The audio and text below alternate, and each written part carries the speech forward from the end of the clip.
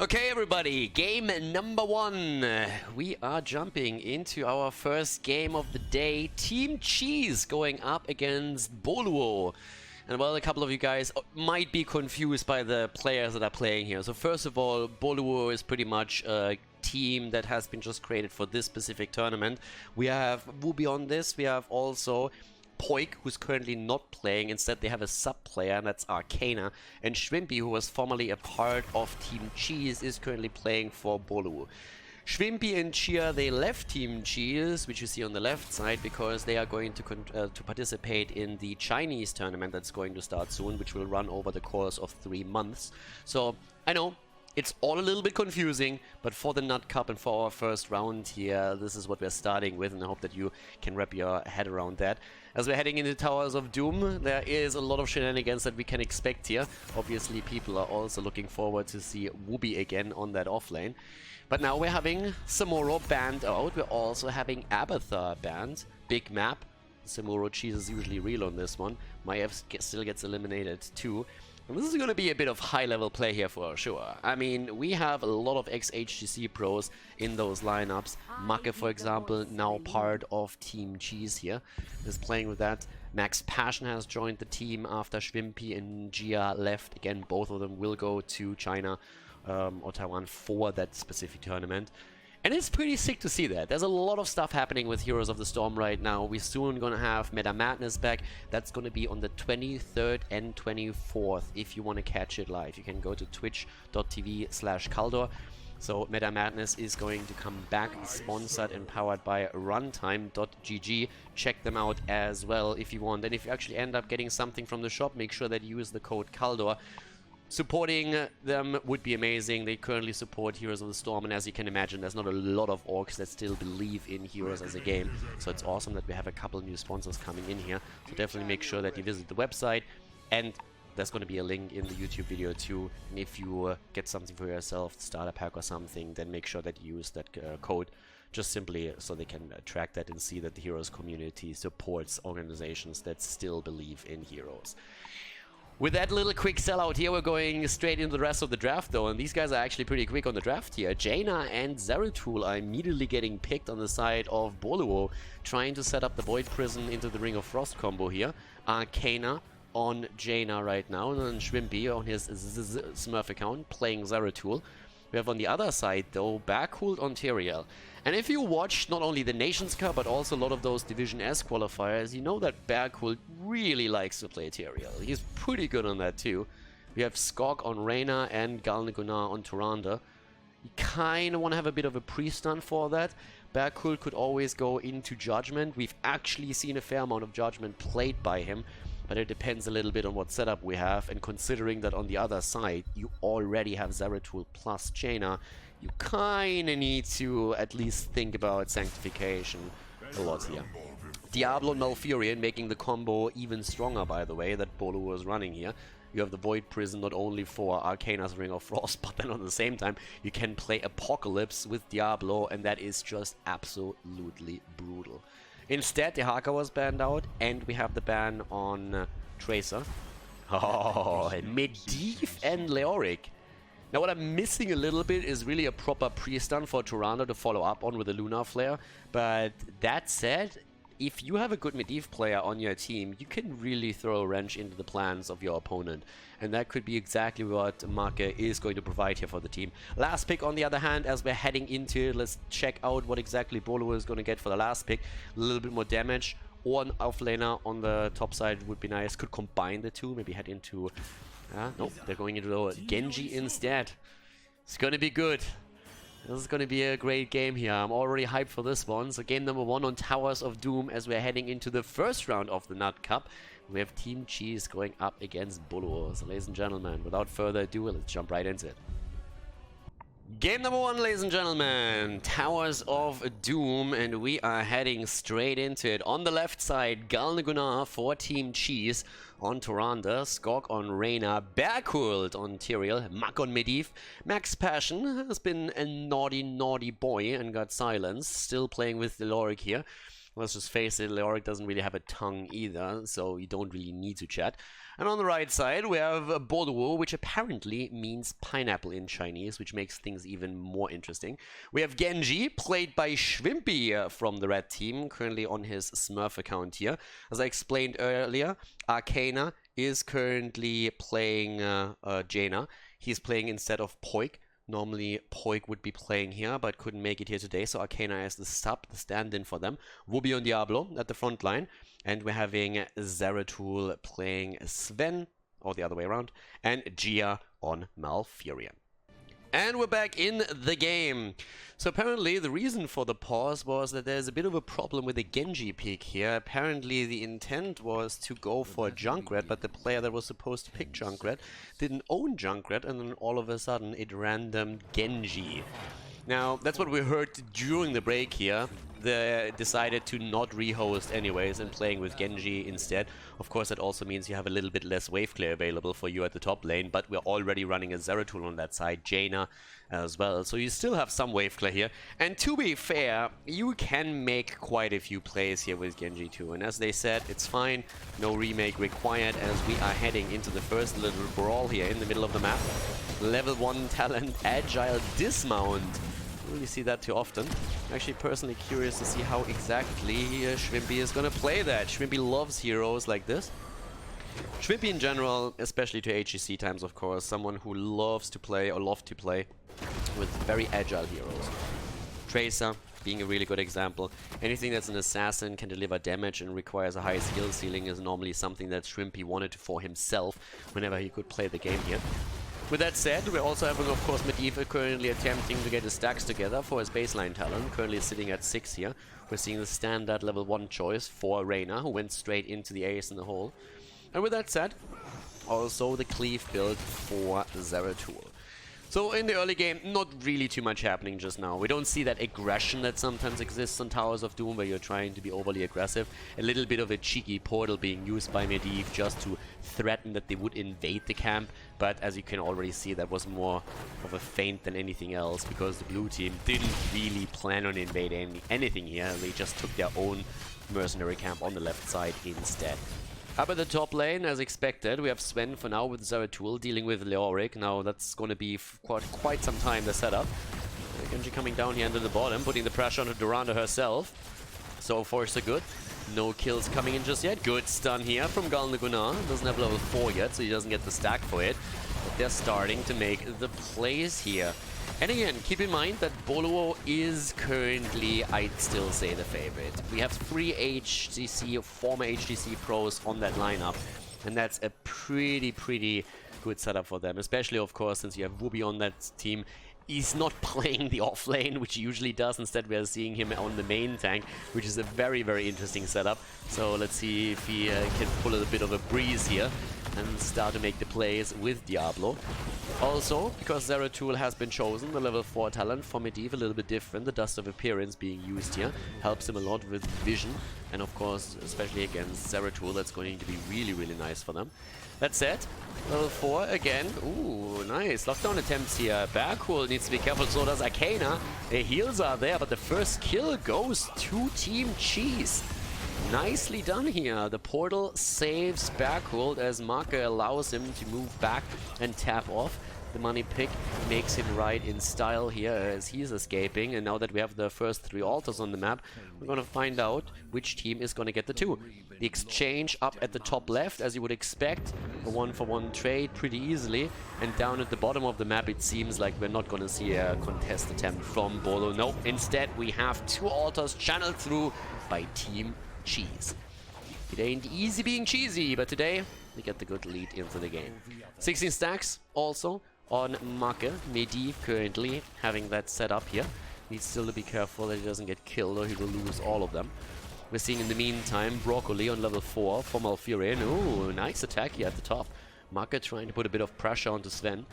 And this is one of those things you don't necessarily have to kill the offlaner. If you're able to put pressure onto the offlaner and take his hit points down, then even if you don't get the kill, it's going to make the game for your own offlaner so much easier because his opponent will always be at less HP. Nice! Double stun here with Lunar Flare. Well done. And again, the portal coming in. Marker gets pushed out. Diablo trying to control it, and there might be even a kill, but oh, Schwimpy barely jumping out from this one. It was a nice attempt. I like the idea behind it. Trying to be aggressive about it, trying to go for the camp. Didn't quite work out the way that they intended to, but they got the camp. So they were able to steal the camp away. They were hoping, of course, for a kill, as you could see too. They didn't get that, but they still got some value out of this little move. The Arcane Explosion on level 7, and we're also seeing Hopelessness right now with the range increase on the Drain. Single altar spawning on the map. And this is one setup where we actually see on level 10 the massive power spike for Boluo. We talked in the draft already about how powerful these setups are with the Void Prison, Apocalypse, and Ring of Frost. But Arcana is in trouble and goes down again. That's the second kill against him. They're also trying to go for a double kill, and yep, down goes Malfurion. Well done by Team Cheese here. We talked in the draft a bit we don't really know who's the favorite here because we haven't really seen both teams in action. But of course, since we run so many ex-HGC pros on the red team, they are kind of the ones that everybody is looking to. But at this point, they're starting to fall behind. They haven't got a kill yet. They're down own 3. But again, they have insane level 10 synergy. And that might be something that's going to be used later on by Team Boluo to come back into this. For now, they're taking the hits. 28 against 36 on the core. And of course, the blue team is already trying to be super aggressive around this. As long as we're having Leoric rotate between the mid and the top lane for experience, the 4-man can push the bot lane. And once we have level 10, they can try and go for a quick jump behind the fort and make the plays right there. So with that said, already the attempt to head into level 10 and then push this. And again, you want to build momentum here. If you're Team Cheese, you want to make sure that when level 10 is online for your opponent, you already have control over the bottom bell tower. So there's the 10 right there, and that gives us Sanctification. We have Entomb. Gonna see also the ley line for Medivh, currently at 26 stacks, by the way. And let's see if they're gonna make the aggressive play here. Doesn't really seem like it. Nope. Instead, Boluo is playing it safe. They're not really too far out. They're just chilling. They're saying, okay, let's wait for 10. We can't do anything. They already rotated Genji into the middle. So they have now a hero dedicated to the top and the mid lane instead of running a 4-man at the bottom. But Genji rotates shortly after. But now the level 10 abilities are, of course, ready for both of them. And there they are. Void Prison into Apocalypse into Ring of Frost. Pretty dicey setup.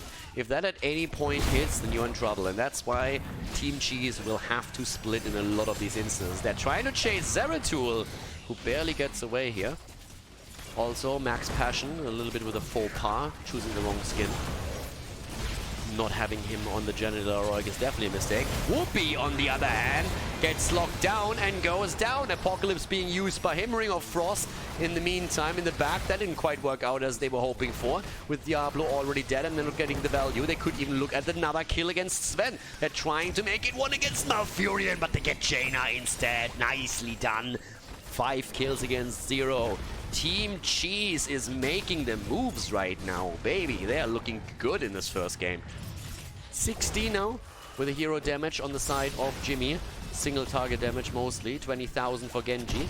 Shrimpy definitely jumping around and making the moves, but with that kill count, it starts to get dicey, especially since we're having interrupts towards the top right. Medivh can, of course, portal opponents over here, but normally when you have that, it's an even exchange, and it feels like Team Cheese is settling for exactly that. Even exchange for now. Shots are fired once again. That puts the core of the red team down to 24. 32 on the opponent's side. And we're still looking at level 10 talents on both sides. But elite in experience for Team Cheese. And they're starting to get more bot lane, top lane pressure through Medivh. Medivh, by the way, 4 stacks away from completing his baseline. So this is the moment when you don't want to die at all. If you die right now, this is one of the moments where you're just going for... yeah, an FML moment right there, but so far it looks like we're going to have that completed. Level 13 talent should also give them a bit of a lead here, where they can play more aggressively, since it will take some time for Boluo to get exactly that. Yeah, Shrimpy goes in, completes his quest on 4. And here comes again Leo with the Entomb against Malfurion. The slow is in, the stun follows, and that's another kill. The ley line. Tyrande, does she have the cooldown? Not yet. They're trying to go for Whoopi. Ah, can't quite make it happen. But the quest of Medivh is now completed. Level 13 is in their hands, and they are looking solid here. Sven has been rotating between the mid and top lane. But now with the 13 talents, we're also seeing, of course, Leo's ominous Wraith, and therefore the damage control that he has. We're having the Circle of Protection as well. And this is a really, really important one, considering the setup through Void Prison against 2-3 heroes that we could possibly see in those fights. Now you have to be aware that this is still a setup where Boluo can easily come back if they just hit a good combo. They have such a powerful level 10 synergy that this could always turn around. And the teams are currently focused onto the bottom of the map here. Arcana on his Jaina is trying to angle. Max Passion is ghosting into the back line. Doesn't have the ult ready. Well, he does. Sorry, my bad. Goes in. Apocalypse follows. They're trying to go for Schwimpy. He's alive. The stuns are coming out. And Sven is about to fall. Drops the Void Prison, but might still die. Unbelievable. Survives for now. The shields of Tyrael keep them alive for a little bit longer. And here comes Marker, but Tyrael goes down. And they might even lose Reyna. Yep, Schwimpy goes in and takes him apart. The double kill for Boluo. Max Passion also eliminated. What could have been the kill against the backline here, against Sven in particular, turned out to be a triple kill against Team Cheese. And now all of a sudden the momentum swing in favor of Boluo, as they are starting to get the channel at the bot lane. Can now try and push here through the bottom as well, maybe even for the structures here. I mean, they dropped the wall for sure. 2 heroes or 1 hero already rotating into the middle, but if they can get the bell tower, whew, that would be the dream right there. And keep in mind, they were 0-6 in kills up to this point, and just one good combo, a little bit of chaos in the team fight that they could capitalize on, with especially Genji playing really nice here, and all of a sudden they get 3 kills, and now they're only 4 points behind on the core. So pretty crazy. And control chaos is what we're calling this. That is something where you can oftentimes absolutely thrive on if you have a situation like this. Things fell apart for Team Cheese as they couldn't get the kill against Zeratul that they invested a lot of resources in. Once again, an attempt to make a play here. Let's double check also the damage output that we're having on both sides. You can see that we have by now 18,000 damage on Medivh. That ain't too bad. It's actually the second highest damage dealer here in this game, outside of Jimmy, who's currently sitting at 30. Leo still ghosting around a little bit, trying to go for the slow. Gets that in, but Schwimpy still has a swift strike and uses it. Schwimpy with the top damage in the game. But of course, on the side of the red team, we're also having Jaina with good burst damage here. Arcana doing whatever he can to make the plays with that. 16 is around for both of the teams. If you look at experience, they're dead even right now. They're absolutely dead even. And I mean, I don't want to use the puns too early, but this is a bit nuts here. So yeah, they're going really, really well. Max Passion. This is a triple altar phase now again. Max Passion has to at least guard the top. We're having actually a commitment from Boluo on 2. Okay, Zeratul is starting the rotation at the bottom. That makes a little bit more sense. Up to the top lane, as you would expect, we still have... Oops, sorry, we still have the setup here with the 2 fight at the bottom of the map. On the other hand, that's the big one. Arcana, baby, a little bit far out there. Goes down, Void Prison in the back. Where is the APOC? Not used and not tracked. Oh, nice. Leyline actually stopping Whoopi from using the APOC, but it also didn't look like they wanted to go for the combo in the first place. Sven going into the backline again, but they're in a 5 versus 4. Here comes the Entomb. Zeratul is down. Whoopi is trapped, but pushes out at this point and tries to make the play. But in comes Mac Passion with a slow. They're trying to go for the Whoopster once again. He's tapping. He might survive this. It's gonna be close. The portals for Maka are too good. Malfurion goes down. That's the 3rd kill confirmed, and they're not stopping here, but they fight underneath the fort, and that makes it tricky. Once again, we have the damage against Reyna. Whoopi is still alive. Tyrande goes down. Whoopi is still alive. Reyna goes down. Whoopi is still alive, and Whoopi is still alive. Finally dies, but was that really worth it? They're trying to make the play for Schwimpy. That altar hasn't been channeled yet, and this is getting nuts. Schwimpy goes in, gets drained, good connect here. Once again, the damage reduction from Max Passion, but nobody is channeling here. And Whoopi had souls. He's coming back now. They have 4 versus 3 on the battleground. And Schwimpy is already working on the backline, trying to go for Marke here. Swift striking away, but Max Passion is dead. Marke goes in, wants the kill against Schwimpy, but can't get it. This is crazy. They just fought under that top fort way too long. That bell tower did so much damage, slowed them, opened up opportunities, and now the channel goes to Boluo. They get the shots in, and that must really sting. Team Cheese were in a situation where they got several kills in already. They got 2. They said, guys, we can get more, ride the momentum train. And instead of channeling the altar, they were trying to go for more kills, and they just could not get them. Well, they finally got the kill against Diablo, but it was definitely not worth it. They lost 2 heroes in the backline in the meantime, lost the 3rd one shortly after, and then the altar also in the progress. So all of a sudden, we're looking at a dead even game again. It's dead even. 16 talents on both sides, of course, have been available for quite some time here. Nice invade onto the camp. Schwimpy eats a lot of damage, but so does Bergholt, who's sitting right in the path. Oh my god, Schwimpy. Schwimpy goes in deep. Oh, the entomb against 2. The stun. And here's the Void Prison, trying to set it up. The ring, the Apoc, and the death of Toranda. Nice penetrating round against Wooby here by Reyna, but he still goes down. He controlled the space for a little bit longer, but he still dies. And now Leoric might be falling too. Nope, he actually is able to keep himself alive here. Wooby is low. Leo on the run. Portal, baby! No! Zeratul with a body block and the kill. 9 kills against 10 now, and Boluo all of a sudden is in the driver's seat. They are taking the initiative here. They might still be a kill behind, but they're starting to take the lead in experience, and they take the bell tower at the bot lane. 2 more altars activating in just 10 seconds, and this is looking more and more like we might see Team Cheese fall behind here. They had great setups at the start, and they had a couple of really cool team fights, but at this point the coordination from Boluo is just better. It's just better on the individual plays that we're seeing here. Some of them are just nuts. Gia at the bot lane. With the channel, we see that same in the middle, and that's 10 points off the core. Bam! In your face right there. From 20 down to 10.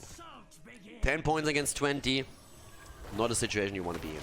Especially since, of course, they still don't have the control regained over the bottom of the map. And now we're having an opportunity for Boluo to just play the mercenary game, catch them whenever they can. A little bit heroes, Pokemon Go, basically. Gotta catch them all. Send them bot lane, put the pressure onto the core through that, and that allows you to go maybe for boss, maybe for another bell tower. Could maybe try and go also for a different play top side. Now we're having level 20, and that means that we're having double Bolt of the Storm, Hellgate, and Ice Blink. So a lot of mobility on, especially Arcana, who struggled a bit with all the aggression that came against him. There were a lot of attempts that we saw from Leoric in particular, trying to take him down and drop the Entomb there. But the blue team is fighting back, and they still have a bit of time before the next altar gets announced on the map. That's going to be super important here. Try and get your 20. Get your 20, play with the Storm Talons. And let's not forget, once that they have Storm Talons, Leo alone is scary. Buried Alive is just such a fantastic tool. So yes, there is definitely a lot of momentum in favor of Boluo right now. But if you get your 20 in time for the next altars, and to be fair, they should, then one good Entomb and Max Passion is turning the tides of the battle here. And he had a couple of insane Entombs actually, like 2 heroes, 3 heroes that he was able to trap. If Toranda follows up on that, then they can just trap the target in there. That would be all that they need. And there's the 20. And with that, we're now also having, amongst other things, the Ice Blade arrows. We're seeing Holy Arena taken. Besides that, Medivh cheats and Buried Alive. It's going to be an exchange once again, or at least it looks like it. Oh, nice interrupt here from Shrimpy. Might be able to fight for this one. That's another 5 points off the core, and that puts them down into the single digits and down to 5. But as I said before, you win a good team fight right now, and you have a chance to maybe take the boss, to take a few bell towers. And talking about boss, Jesus, the balls on these guys, the nuts on these people. You're actually seeing them go straight for the boss here and trying to fight this. Reyna was still visible at the bot lane. Again, keep in mind the Buried Alive. They let it go through. Wow. Alright. The problem that they had is they needed to keep Reyna at the bot lane because there were 3 mercenaries pushing through. If Reyna starts moving top and they lose this one and the mercenaries fires in, then that's game. So that's why they decided against it. It was a really nice tactical move on the side of their opponent. But that was the reason why they didn't go for the fight, because they knew that could be the end of it. Now all of a sudden, Jimmy is in trouble. They try to move him out. Medivh cheats. Can they follow up with the Entomb? Yes! 3! They kill! Sarah is dead! The Ring of Frost, but the Holy Arena is there, and now they're on the chase. 1 point on the core against 17. Can they get another kill?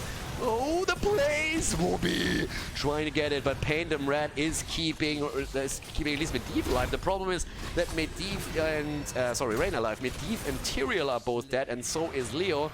And that looks pretty much like the end. Yep, Reina falls as well.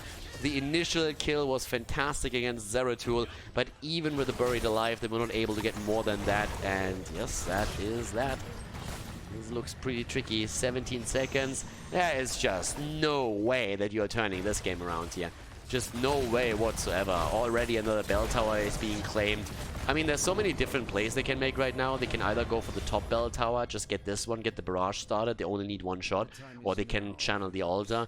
This is really just the problem. Okay, how do we want to win? How do we want to win the game here? And after a fantastic, nice kill here actually against Jaina.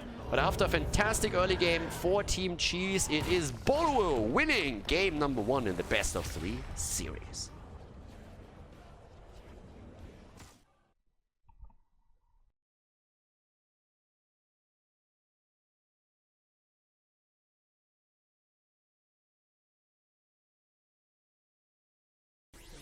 Game number 1, Volskaya is the map. Game number 2, game number 1 was played on Towers of Doom. Ah, saved it, look at that. Professional commentator right here, what a save. That's talent, you can't learn this shit, guys. Boluo with a turnaround in game number 1. And now we're heading into the second map, Volskaya Foundry. It was a pretty nice opening actually by Team Cheese, but then towards the later stages, the setup was just too good for the red team. And now, as we're having them with the first ban and the first pick, as you can see, Team Cheese actually wanted the map. They wanted to play on Volskaya. So we're going to find out if they can turn around here, force that third map, or if Boluo is successful. The winner of this series goes in the next round up against Washed Up. And Washed Up is the team of Hazobs, Mene, JPL. So that will be a good game no matter what. But we also have another couple of insanely awesome matches coming up later. One of them coming through, team of Chris, Wolfjoe, and others going up against Team Russia. And especially Team Russia, hyper aggressive whenever they play. With that said, again the ban against Samuro. Shrimpy and his boys, they've always played a little bit of Tomorrow. There's a lot of cheese over there. So Samuro gets banned out again. We have the ban also against Garrosh. We're seeing Maiev again eliminated, which on this level is pretty much a standard. She every now and then makes her way into a draft, but it is pretty rare. It doesn't happen too often. Now they're banning out Zeratul, and again the hero is just too good for the setups that he can provide for the damage dealers and also for potential Diablo, as we've seen with Whoopi, who by the way made a couple of great plays here. The top damage in the last game though went to Shrimpy, who had 74,000 top damage in the game, and the only hero in the entire game that actually did not die. So pretty neat there too. Tyrande is the first pick. Great for the vision, of course, around the owl, but mostly, in most cases, you pick her by trying to just snipe heroes real quickly. Then again, your Celestial Attunement on level 7 doesn't hurt either if your opponent decides to go into a snipe comp themselves. So Tyrande definitely a really, really powerful hero here. But yeah, let's see exactly what Team Cheese has in mind. It's their map. I expect a crazy strategy. Do they have one, or do they play more with standard? Johanna picked and Malfurion. And we talked in game number 1 a bit about Tyrael and Backhold, and he really likes to play as Tyrael. But if you paid attention to the DFS qualifiers and also to Team Sweden, you know that Johanna is his follow-up. So oftentimes you see him on Johanna or on Tyrael. Those are the two main tanks for him. Obviously he can play a lot more than that, and they're branching out. But these are the two top tanks that he usually hones into. This time we have Junkrat picked by Arcana and Shrimpy going straight for Jaina. So with Tyrande, you now have a burst damage, and that's normally the idea behind any Tyrande composition. Get a bit of burst damage in and play around that. Only question at this point is, what does the front line look like, and what do we have on the off lane? So those are the two that we have to watch out for. Diablo gets banned out. Well, already the Garrosh was banned, Johanna was picked, so there's nothing you have to be afraid of here. Again, the ban against Tracer. And you can definitely tell a pattern here. I mean, Boluo is banning Maiev a lot, they ban Tracer. Don't really want to deal with those things, especially since they have a lot of squishies.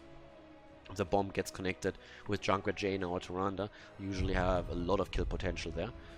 But let's see what's the damage output for Team Cheese. They could go into Jimmy again if they wanted to, but Hanzo and Thrall are for now taken. We still have Mako, of course, with his own choice. Now that we have an offlaner on their side, they can be a little bit more flexible with what they play here on Mako. Have the chance to go into another melee. They could just play with another range damage, so both are open. And with the last and final double pick that we have for, by the way, both teams Swedish, for Team Boluo. Question is also, what do we see on the melee side? You have Thrall already taken, you have Johanna, so you know perfectly well what you're up against. There's the Anubarak Arthur's set up. So with Jaina and Arthur's, there's a lot of slows. Jimmy would have been nice as well, but you have a lot of lockdown right now with the engage through Anubarak, the Howling Blast, Tyrande stun, and then the damage. And there's Mephisto! Look at that! A lot of potential damage coming out of Mephi as we are going into game number 2, and that's a chance for Market to shine and really get the damage numbers in. But let's find out if Team Cheese can turn the series around, force game number 3, or if Boluo is going to make this a quick 2-0. Game number 2, everybody. It is Volskaya Foundry, and Team Cheese is down 1 map in the series. Starting off to the left with Galnagunar on Malfurion, Backhold on Johanna, Max Passion on Thrall. We have Skorg on Hanzo, and Make on Mephisto. With the right side team in red, Boluo playing Wooby on Anubarak, Arcana on Junkrat. Fitting that the Australian would play the Australian hero. Sven on Arthur's, G on Tyrande, and Shrimpy on Jaina. Played great first game. Let's see, already level 1. Thrall going into the Echo of Elements. Now this is a map where you can actually play with Crash Lightning. We don't really see it as much as we do see Echo of Elements, but there are a couple of maps in the pool where Crash Lightning is actually viable. And of course the #1 map when it comes to that is Battlefield of Eternity. But this is a close second, since you have so many fights that, for example, happen here in this area outside of minion range, so that you get a lot of your stacks together. With this, we're seeing at the bottom of the map right now, Max Passion in position here, but already the wraparound as they're trying to go for him. And yep, there comes the stun, the damage, but it's not quite enough. So yeah, in comes Make. And this is really going to be the big one. Is Make going to be able to get the damage? So Furious Spark on level 1. Trying to get that extra damage in whenever he can fight, especially of course on those shrines. I mean, this is when everybody clusters up. So that's when you get the most value out of this one. But also, when we're looking over to the top lane, that's where Arcana can really shine currently with the area of effect damage. We talked a lot about this map, and if you watched any of the games on YouTube so far, then you should probably already be aware with the mechanics. But again, if you haven't, then I'll go over it real quickly again. Traditionally, you want to take those turret camps as quickly as you possibly can. Reason is that if you pick them soon, you have the chance to pick up another turret during the first objective, which spawns mid lane, and it makes it a little bit easier to really contest this one, the biotic emitter here towards the top. And that's exactly what we're seeing right now from both teams. A quick rotation towards the turret at the beginning, and then trying to fight for the biotic emitter. Turrets already being used here as well. And they're going to attempt to take this one. Sven is low by... Oh, well, make that dead. Sven is dead, good damage from Make, and they get the biotic emitter. Now once that you have the first objective won, you always want to rotate towards the top. You want to take down the fort if you can, but your first goal will be to take down the fountain, so your opponent doesn't have that available for objective number 2, which will spawn at the top side. Same is true if you win the second objective. You want to eventually rotate down to the bottom and prepare objective number 3, unless you have a chance to go for the keep directly. So there's a couple of ways that you can make these rotations and play this, but this is just the bare strategy minimum that you normally see on this map. And it's definitely something that you can still take into your own Team League games, Amateur Hero League games, or even just into Hero League itself. Down to the bottom of the map, we're actually seeing for now still Thrall trying to get his stacks together. In an ideal world, you want to have the quest completed for the first objective, and that's not going to happen here for Max Passion. He actually starts to also fire away against Arthas a little bit because he realizes he won't be able to get the minions here, so he at least tries to work in some of the damage. Mark in the meantime specking the static barrier here on his level 4, so still going straight into the Lightning Nova with this. Trying to also get the survivability for himself. Wave clear top lane needed, since there is of course still that mercenary camp. But we're having already a lead for Team Cheese on the objective. They're holding the point here. We're seeing them moving in again. Yeah, good combo. Backcool, it still had the talent here. Well, the trade ready. And this is actually important. If you're a Johanna player, one of the most important things on Johanna is that you don't just simply, oh my god, Marke, calm the fuck down, dude. Like, don't kill them all. Leave the others a little bit of chance to play with here as well. I gotta say, Sven is actually getting a lot of damage onto Thrall, but Marke is running the numbers here. Those Lightning Novas are brutal. As I was about to say, kind of forgot what I was about to say, to be honest. We have the Protector taken, and now you should see exactly what I've been talking about earlier. Trying to make the play here in the middle, and then the rotation straight to the top. Yeah, the trade on Johanna, it's actually one of the things that always seems really, really simple. But the Johanna trade is hyper important if your opponent has a lot of stuns. You really want to hold that back for when they try and make their engage. And usually backhold is really good timing that.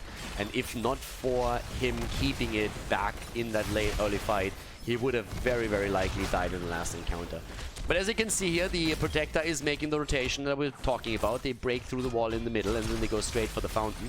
Now, of course, nice! They're getting the kill against Jaina here. I mean, in an ideal world, as I said, you want to take the fort too, but most of the time you won't be able to get that. Very, very rarely do you see the first Protector already get the fort itself. And in this case, it just doesn't happen.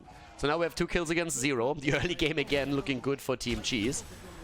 It's that late game that we have to be worried about slightly. Well, down here, still that little battle. Nice invade, actually, at the turret camp that we're currently seeing here. A little bit cheeky from them, but it looks like they might just get it. And yes, indeed, they do. Yep, they have it. They just need to make sure that Backhool doesn't die.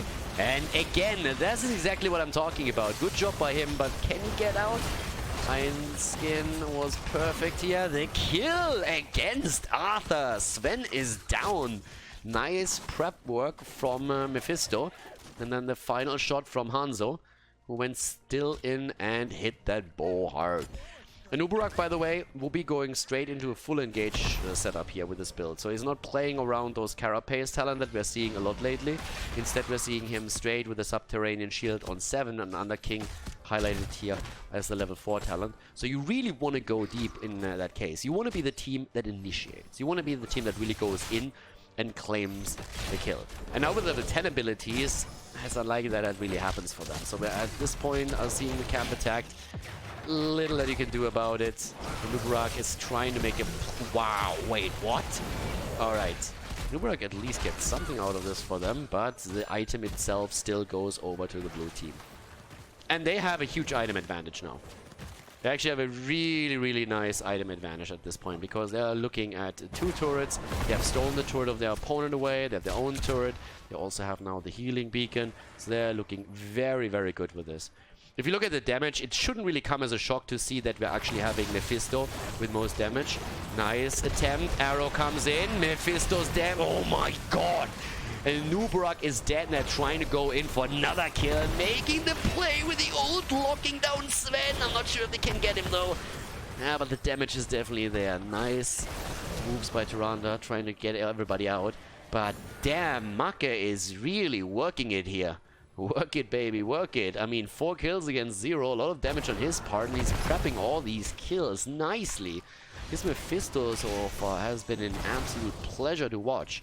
And they are closing in on level 13 talents now. This is going to make things even worse for Boluo. Okay, so we have up to the top. Camp still caught. I mean, it's all about like lane experience right now, especially from Boluo's perspective. You're trying to go in to make, trying to catch all the waves to make sure that you eventually also get level 13. Because once that we have that extra talent for Team Cheese, Boluo kind of has to move away from this unless they're able to get a snap kill. If they can make the combo happen, get the damage through with Jaina, that's of course a bit of a different story. But right now, that bottom here already is nicely caught, and they're making another play for a turret. Jeez. They have already double healing beacon, and they have already a ton of turrets too. The only one that doesn't have a turret is Skok, and he's up at the top, so they have to drop a turret to take the turret. At the end of the day, this is just a deny play. They're denying a turret to their opponent. They can't get another one because Hanzo is at the top, has to stay there to get the experience. But now they have level 13. They have a massive, massive lead in items, and they should be able to push this through. Oh, here comes the attempt. Blessed shield, arrow. Maybe a little bit too much, to be honest. Wubi should be able to walk away from this. Down here, Arthas is fighting. Max Passion is there. Ooh, the tranquility keeps him in play. They're trying to get the kill, but that's a lot of resources used now from Team Cheese. They need to get the kill, and instead Max Bash might fall, but no, Arthas dies, and there's the Mephisto drop against Jaina, and Nubarak also eliminated. It was a close call for a few moments, but now we're having the full control for Team Cheese. They have all the kills that they needed. They got the items, they used them, they had the advantage to level 13 during the fight. And now, of course, we're having Malfurion up at the top, already claiming the percentages on the progression bar. Everybody else is pushing the lanes through, moving in as we speak, and getting the damage through the bot lane into the wall. They're going for the next item here as well, playing around another healing beacon to claim this one. And things are starting to look very, very dicey for Boluo. This should at least drop the fort, and then the question is, what does Team Cheese do with it? Well, for now, we're actually seeing Boluo is still trying to make a play. They have 13 versus 13. It's just the items that are a big problem. There's 2 healing beacons and a turret still in play, but it is a 5 versus 5 on even talents. Stats not so much, but this is the play that they decide to make. Boluo is trying to look for the engage here. Damage once more. Mephisto gets cocooned. That's also the grenade. Nice. Good stun from Backhult. Oh, Schwimpy. Oh, the ice block. Schwimpy with the ice block. Yeah, he can't survive this one. Backhult barely moves out too. Again, trying to move in here to get another kill, this time against the Nubarak. And whoopee! Oh, he goes down. Mephisto with the damage. 30,000 by now, top damage in the game. Macke absolutely delivering on the hero. And now with the fort already gone, they have nearly level 16. They're going to get that protector. And the big question is, of course, do they just trap the bot lane or do they make the play at the top for the keep itself? That's pretty much the question right here. Which decision are they going to make? Both of the plays are viable. One is a little bit more aggressive. The other one is taking it a bit easier and trying to just like play it over the long term. And they're going for the keep. They have the extra talent and they can definitely make that play. They still have 3 ults ready. Soon Hanzo is going to have his arrow back up too. And of course, as you can see, I mean, they're murdering that wall. And they're murdering Jaina. And that's a lot of the damage for the deep push already gone. So things are just getting worse and worse for Boluo. And Team Cheese is showing right here that they're not a pushover team by any means. Game number 1 might not have gone their way. But this second game is certainly looking fantastic for them. In comes the damage. The keep is gone. Kill attempt against Backhult. Yeah, he's not intimidated at all by this. Gets another condemn out, and that's it for now. Once more, we're having also here the animosity taken on level 16 from Mephisto, who's doing just absolutely fantastic here. Riptire shouldn't really get any real value. Yeah, gets the explosion through, but they can't really do anything with it. Another 19 second for the Protector. Let's put a little bit of damage onto this. Isn't really going to do too much. They're going to try and just get a little bit more wave clear in, but that's already about it. And well, at the bot lane, even the experience is now being caught. Team Cheese gets this one, easy peasy. Another wave that gets pushed through. 10 kills against 0, by the way. 10 kills against 0. This might change now, though. They're trying to make the play, but again, Schwimpy in trouble. And there is the kill against Jaina. Nicely done. They're going for Arthur. Sven is low. Thunderstorm completed. Oh, but they can't get it. Alright, they tried. But they get the kill against Shrimpy, and that's all that they needed to do for now. 11 kills against 0, and just look at the damage output that we're seeing from Mephisto. Make absolutely murdering it here in this game. Well done by him. And now another fort falls. And that of course increases the passive experience that Team Cheese gets from here on out. Since Blizzard made the changes in the experience, we are now seeing the passive XP increased after you take down structures. And if you look at the experience of the two teams right here, it's pretty obvious already. More than 1,000 experience points just simply because the structures were taken out, and that is going to continue as the game continues. So this is a huge problem right now, especially with, of course, level 20 abilities becoming the next stop for Team Cheese. At this point, it's 16 against 18, which gives Boluo the best chance ever to fight, because they're finally on even talents again. So that is still an opportunity here. But especially, I mean, 0 experience 3 hero kills. Not a single kill, and that goes up against 7,500. Now with the underdog bonus, if you get a few kills now as Team Boluo, you will close that gap very quickly. But missing out on those structures is still a big deal. Minion experience, as you can see here, is by the way identical. So that's pretty awesome, because it means that both of the teams have done a fantastic job catching those minion waves. And, well, a little bit more pressure up here top. From the blue team's perspective, they just don't want to fight here. This is why the red team is so aggressive right now at the bot lane. They know that Team Cheese doesn't want to fight. They are saying, hey, we can make some plays now, but Junkrat isn't here yet. Cocoon had to be used. Throw it with the Earthquake. In comes Marke. Sven. Oh! The army of the dead keeps him alive. Well done. Well done, by Army of the Dead keeps him alive. Wooby with the engage attempt. That didn't work out. Again, the fight. Team Cheese is willing to take it.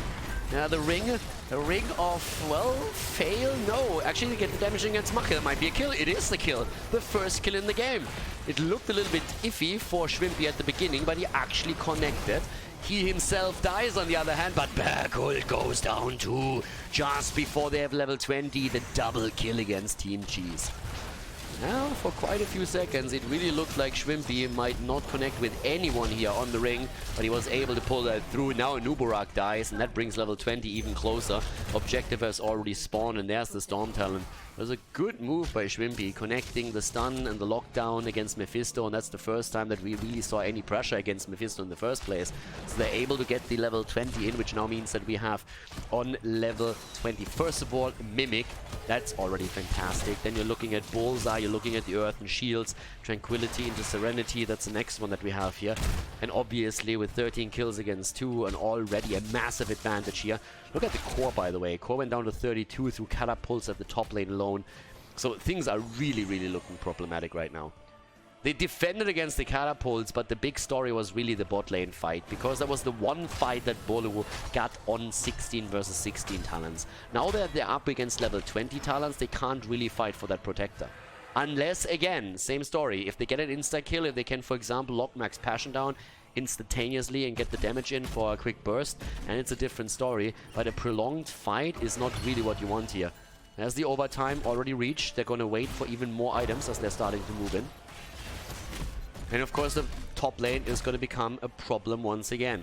But with 32% on the core, you lose here the protector and the game's over. And you know that too, so they have to fight for this. They are up against the level 20 Storm Talon, but they can't do anything.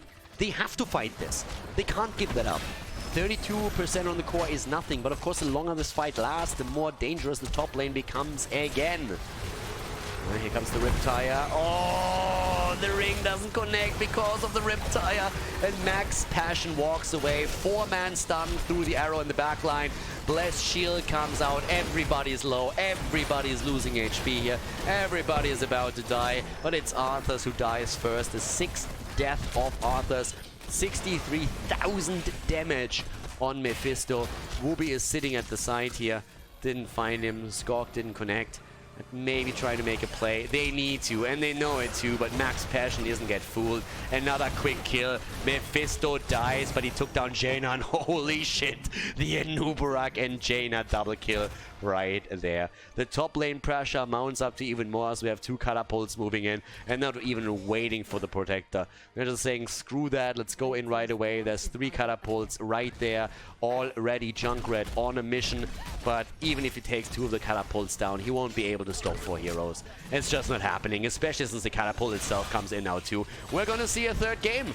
We are gonna see a deciding map between Team Cheese and Boluo. Great performance here by Team Cheese. 17 kills against 3. Dropping Arcana here towards the end too. Shooting the arrow across the map. And that is game, ladies and gentlemen. We are heading into the last map of the series.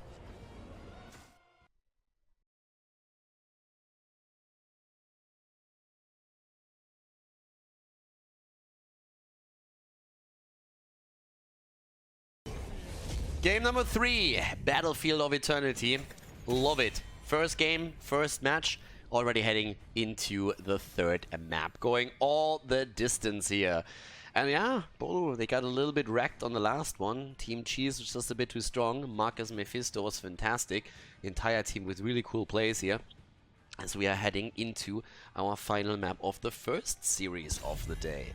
This time we have Battlefield of Eternity and we see... surprise, surprise, Maiev banned out right away. Let me guess what happens next. Oh, Samuro gets banned. Who would have thought? So yeah, couple of heroes that you will see banned out. There's a good chance that Tracer is going to get banned again by Boluo. The question is, of course, when do you ban Tracer? If you're really that worried that Team Cheese is going to play Tracer, do you really ban her out again on the 3rd spot, or do you ban her out this time on the 2nd? Because if Team Cheese really wants Tracer, there is a chance that they're actually making a bit of an adaptation here and picking her before the 3rd ban comes in. It's at least an attempt that they could run with. But yeah, let's see. We have, for now, the next ban coming in. Oh, Genji already banned out on the map here. We are still on Battlefield, and we haven't really seen any bans in terms of Hanzo, Tyrande, the normal heroes that you would expect to pop up in a ban pattern on Battlefield of Eternity because of the extra value that they have against the Immortal itself. And there's Zeratul for the setups, which means that we have Hanzo still around, we have Tyrande still in the game. So there's a lot that can really wreak havoc with that Immortal. So, yeah, there's the Tyrande pick. Easy peasy, snap pick right there. And how do we have Team Cheese opening up in this map? I mean, this is also a map where, again, if you play Thrall, you can go into Crash Lightning. We talked about this talent a lot lately, and this is one of the maps where you can get value out of it, and that constant poke is great. Would be also great if you are up against a Tracer. It's still a point-and-click damage spell, and that's fantastic against such an agile hero as Tracer. But for now, we have Hanzo and Garrosh. Alright, both taken. And that gives now Boluo another chance of banning Tracer for the 3rd time in a row on the 3rd spot. Which is exactly what they might what they might do here. But first of all, we need to see the next picks coming in. We had a lot of Jaina from them. They love to play with that Tyrande. Jaina works with that, of course, too. But Li Ming would be nice here as well, because this is a map where you can just fire off with Li Ming whenever situation comes. Well, that's one way how you can deal with that Tracer problem. You just pick her for yourself. Reyna played by Arcana and Shrimpy on Tracer. Don't need to ban her out if you plan to pick her all along, which is pretty much what's going to happen here.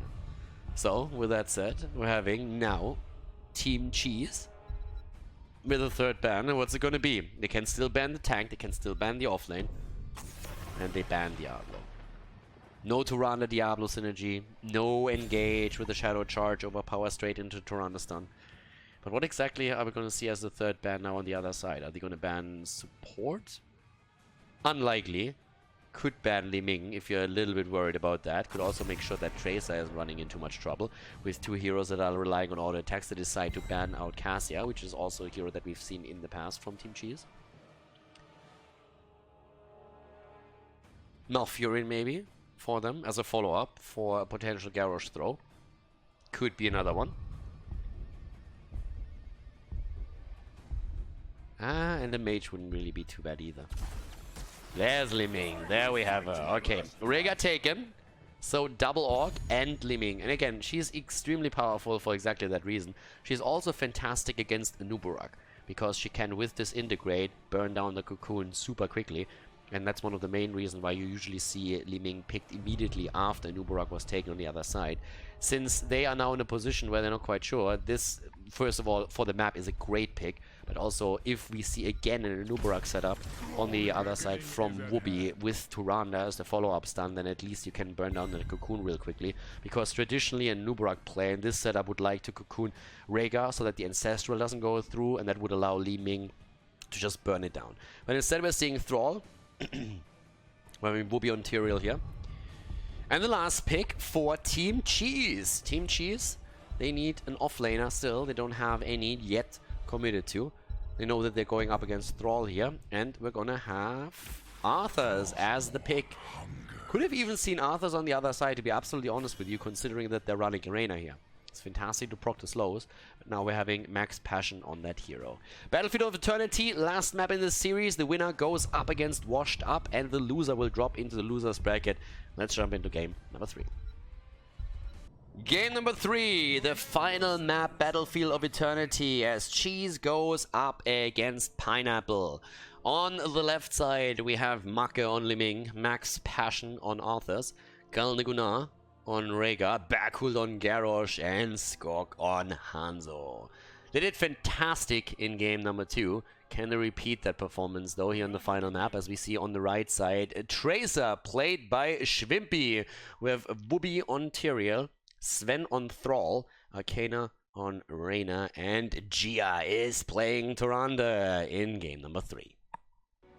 And we're off to the races, after apparently Garrosh was a bit of a bad boy here and joined the game a little bit late. Ooh, look at that dance. Galnegunar with styling it here on his mech Rhaegar. With that said, level 1 talent on Thrall, as we've been talking about him a little bit, going into the Echo of Elements still, so we're going to try and get the second charge on the Chain Lightning for the objective, if he can. And in the same vein, we're all... Ooh, Backhold immediately getting the damage push onto him here. I mean, we also have pretty standard talents for most of the heroes. Li Ming hasn't made a commitment just yet, and goes into the Force Armor. Alright, Make and Li Ming in general is going to be a lot of fun. I'm not going to lie here. I really want to see how... Oh, that was a good throw. But the old Ruins was already up. But I'm really excited for Make on Li Ming. I really want to see how much of an impact he can have here. Gia barely gets away, and so does Schwimpy from the combo that we're seeing here. In Schwimpy's case, it was actually just the quick blink that he could use here. But the situation as it stands is an interesting one. You have already Rhaegar prepping for his 16 by getting the Colossal Totem. The Earthgrass Totem that usually uses as a follow-up is super important there. Up to the top, it's still the Arthas versus Thrall setup that we're seeing. But I'm hyped for those team fights, and I'm hyped to see what Make can do. Make was always one of the most interesting players on his HGC team, and one that had moments where he just absolutely popped off. And Li Ming is a hero where he can do that, but he goes up against Schwimpy's Tracer, and that is super dangerous. So that battle between the two of them is going to be super cool to see. Backhold is of course going to attempt to get anyone out of position here. The problem for him is that the two main targets are Reyna and Tyrande, because you can always recall when you have Tracer and connect with her, outside of course the taunt coming in later. And Whoopi can use the Eldruins. So from Backhold's perspective, if he can't connect with Tyrande or with Reyna, then he needs to follow up with an immediate stun. And also, of course, a nice damage output here against Skog. And also, of course, outside of the stun, trying to get the taunt in so that his teammates can get the damage in and get the kill there. Schwimpy, Poik has actually talked about this in the past, is doing exactly what we've seen a lot of Tracer players do. You try to get the damage out with those bombs, even if you know you're not going to get the kill. You try to always be a threat. You want to be dangerous, you want to take hit points down, usually can recharge that bomb pretty easily and quickly. So you want to make sure that especially those squishy backliners are always scared of the next move that you make. Level 4 talents come in, Behemoth Armor taken for Reyna. That's the one adjustment here. We're also seeing, of course, now the Indomitable taken for Backhold. It's going to be super important for him. And Charged Blast over Dominance for Make.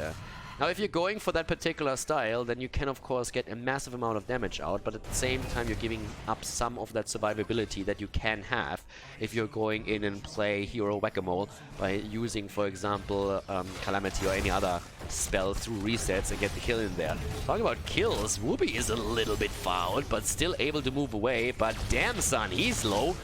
Nearly falls here, and despite the fact that he didn't die, this is still a problem because he's not running around saying like, well guys, I think we need to give position because I'm a little bit too low. So move up to the top here, trying to burst it down a bit quicker, but then again, keep in mind there's a Tyrande on the field on the side of Boluo, so that's a huge asset in these situations.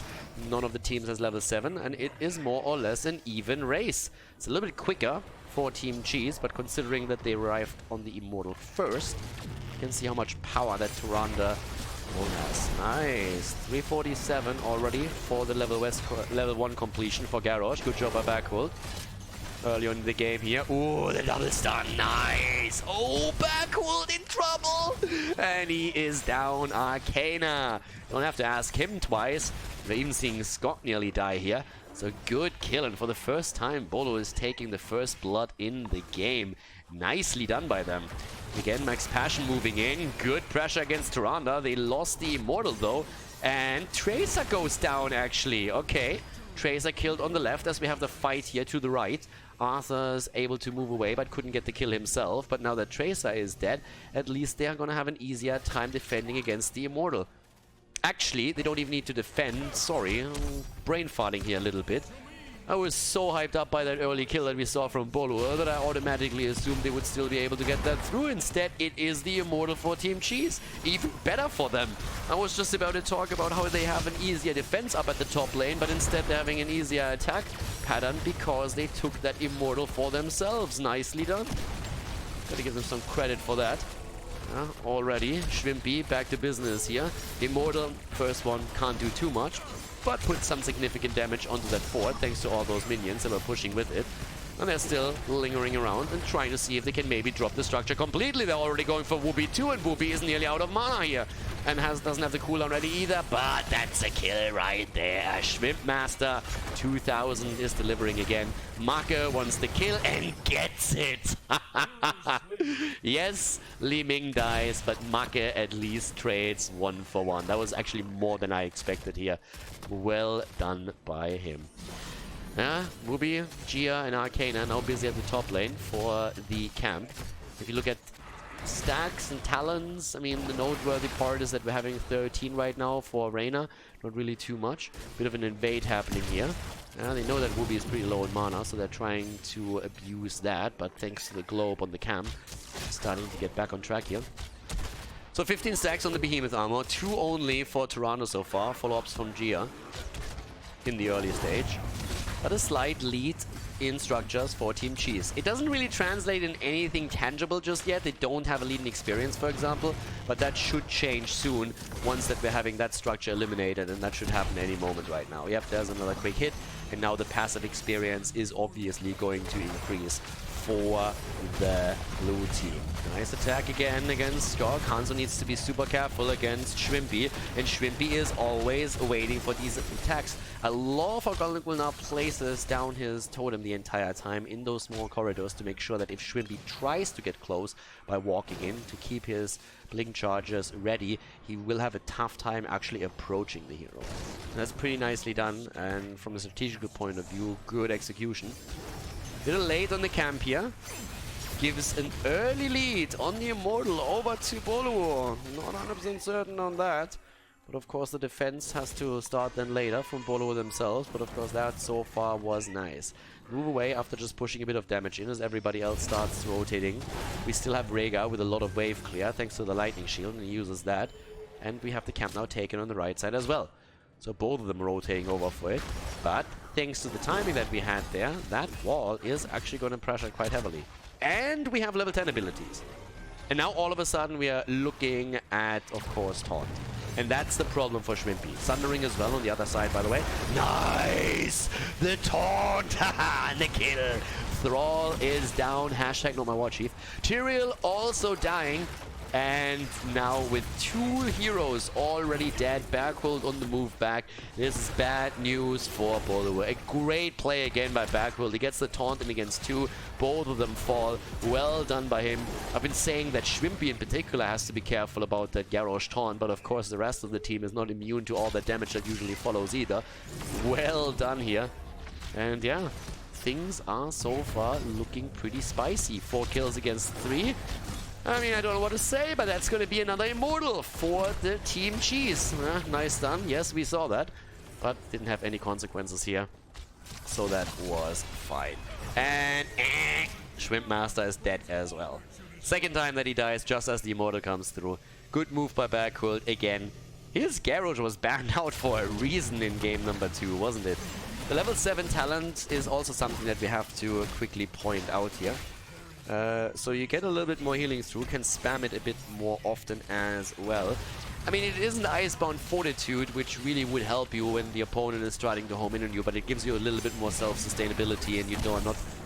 that didn't quite work out. Arrow, not quite work out. I like the attempt by Berghold to go in. The minimum... Oh my god, they might still get something here. Berghold himself is low and goes down. No Ancestral from Rhaegar. Didn't even have a chance for this one. And now Max Passion is in trouble. Drops the army, gets the Ancestral. And that's still a 4 versus 5. And that was overall an interesting situation. I like the flank attempt from Team Cheese. It just didn't work out. Very good reaction that we had from Boluo, and then the turnaround, especially of course with the Sundering from Sven here. Really nicely initiated, and they get the kill against Garrosh. And that was just too quick for Rhaegar. He doesn't have the Earthen Shield yet on level 13, so he can't really get that extra second that he usually needs to get the Ancestral through here. So with... Without that, didn't have an opportunity. But it's 2 forts down. 2 forts are down at this point. And that means, as we said before, that the passive experience that you can see here is going to increase over time now for Team Cheese. So the structural advantage is really getting some tangible results right now for them. And it is not only that. The next big thing is that you're also in a situation... nice damage attempt here by Sven and Shrimpy. I like it. The next big thing is that you also lost some of your fallback options. This fountain over here in the middle is literally the best opportunity for Boluo to reset a fight, move back, and try and get their hit points back. And that is a bit of a nuisance, because if you still have your fountains on lane at the fort, you have an easier time to go for the Immortals that are spawning north and south. So right now, Mac, nice invade, good move with the Celestial Attunement. Arcane has a bit low, but yeah. This is one of the moments where it just feels bad. You're sacrificing a heroic ability and it just gets taken out by Tyrande. Well, but Arcana dies anyway, so what do they complain? Chia is also moved in, and that's another kill. Nearly 3, as Whoopi barely survives. And this is the moment where you're just saying, okay, screw it, let's go keep. Let's go keep, get a little bit of damage in, try and make sure that we're getting, no, maybe even the keep itself if we have enough time. They're trying to make a play here for Whoopi, and the Whoop stays locked down, has to use his ult, but Max Passion is low, the army keeps him in play. Ancestral used as well, and the double Howling Blast. Down goes Schwimpy. Marke, I said it as the game started, and I'm saying it again. He's playing a fantastic living here. He died once, but 30,000 damage is already telling the tale. He got a lot of kills, prepped a lot of them. Still a camp at the top lane with the help of another catapult.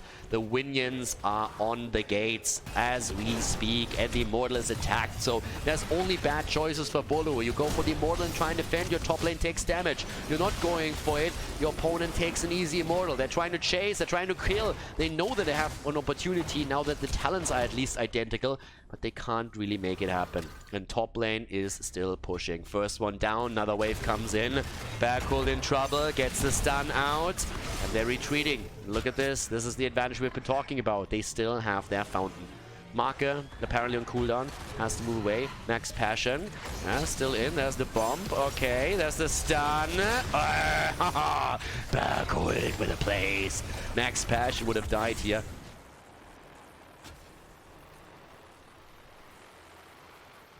NA arrow confirmed. And in the meantime, we have the Immortal attacked again. Maka!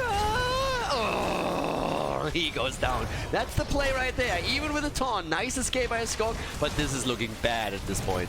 This is looking pretty bad. It looked fantastic for a moment, but that fight is not going their way. The arrow missing first. Berkult actually... What?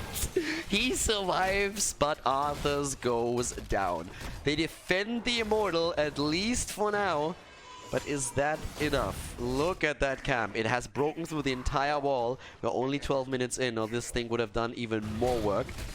And now, we're having the Immortal fall for the first time on the side of the blue team, yeah? Boluo takes it. They're starting to turn it around again.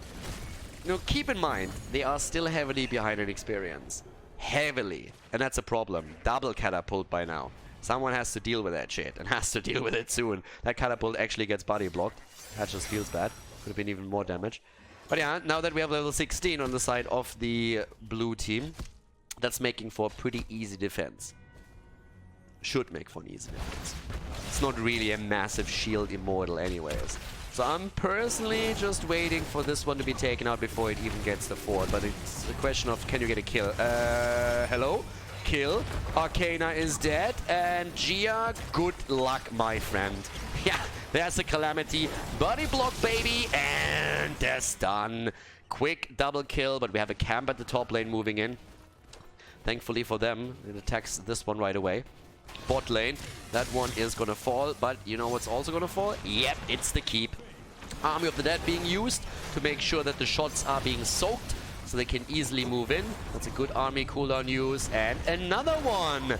Hanzo falls in the back line, but the same fate on the side of Thrall as he drops too. And that's a kill for a kill with 11 against 7. We're actually seeing Team Cheese in a great position right now. They have even saved the bloody fort at the bottom.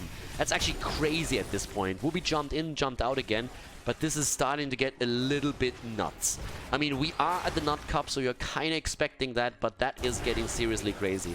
Because the structural advantage that we're seeing from Team Cheese is out of this world right now. You have the keep eliminated, the top wall has already been taken, the next Immortal could theoretically take the game. We have the leading experience too. Everything is working in Team Cheese's favor at this point. Now they're going to lose the bottom fort. Can't really fight for that one. That's not happening because, as you can tell, there is a commitment being made and this is going to go down. But still, this situation is just really difficult for Boluo. Now, they found themselves already in a couple of really tricky spots early on in the game and they were able to turn it around. But they really have to win a big team fight and gain some momentum if they are hoping to win this best of 3 series, because right now Team Cheese is the team that is making the plays here. 38,000 damage on Maka, but still, he got the kills. 44 on Hanzo, 47 on Jimmy. And they're all dancing around again, and looking for that taunt, looking for that stun. Of course, Tyrande can provide a bit of vision here. And bot lane is going to become the important one. If they push out another wave or two, they find themselves in a spot where those catapults are threatening the core eventually. Both racing towards the halftime show here. And the halftime show gets actually won by the blue team. Take this one down at the bot lane. 2 catapults now pushing in. Could even think about pushing another wave out if they have the time here. Defensive position taken by Boluo, but they are the ones who can't play for time. They just can't. They have to make a play. They have to find something, and they're looking for it. Nothing committed just yet. Berkult needs to get healed, and there's the healing totem. Schwimpy himself already a little bit low. Keep the bot lane in mind. Yeah, still Reyna trying to take this one down. And that, of course, means that you can try and move in a little bit more aggressively as Team Cheese, and they're trying to do exactly that. Nice pushback. Bot lane, a 3rd catapult is soon going to move in. And that's where, of course, Li Ming is so great with that damage. Ooh, talking damage, the stun! And they go for the taunt, but Rhaegar is dead. Great kill, and there's the Sanctification, the double kill. Oh my god. Boluo just pulls it off again. When the shit is hitting the fan, they are there. They are getting the kills when it matters the most. Top lane pressure against the keep. Bottom lane pressure as well. They will have to deal with it, but they are now looking at a fantastic opportunity to get another Immortal. Granted, the shields are not going to be great, but they are making the plays when they need to be made. But they need to also make sure that they're defending the top lane, because this is hurting a lot. Now the Immortal is taken. The Immortal is taken, the Immortal is claimed. But how much can they get out of this? Top lane keep has suffered, and it has suffered a lot. At the bottom of the map, there's 4 catapults. You have to take them apart. Shrimpy is doing exactly that. If those ever get close to the core, the Winions are going to decide that game in favor of the blue team. But of course, with Shrimpy being bot side, they have a little bit of time to defend the top lane. And it really looks, at this moment, as, well, that wasn't that wasn't quite what you wanted here. But it looks at this moment as if we are going to have only the fort fall. Highly unlikely, unless they get kills, that we're going to see the keep fall. But we could see Thrall fall. Oh, Sven! Nice play. Again, Li Ming with a wave of force here, making the kill possible. Trying to get for another one. Arcana gets wrecked. The Ancestral, the self-Ancestral keeps Rhaegar alive. And now, oh my god, 4 heroes down. Is this game? Is this it? Level 20 is in. The Whoopster himself trying to escape here. But yep, that ain't working either. He's gonna die too. And that's 4 heroes down. They're already on the move. They're moving to the bot lane. They're going to try and end this right now. Catapults are already starting to mass up again. Second one is moving in as we speak, but they're even moving past that wave. We have Li Ming still trying to get a little bit of damage done over here to the top, but Shrimpy is dying to Hanzo, and that's a staggered death right there. Looks like Boluo is taken out in game number 3, and Team Cheese will advance unless we have a miracle defense. And it looks unlikely, to say the least. Team Cheese will advance to play against Washed Up in the next round of the Nut Cup. Great play here by Team Cheese. Boluo with a fantastic performance as well, but it just wasn't enough to take down the blue team. GG, and well played.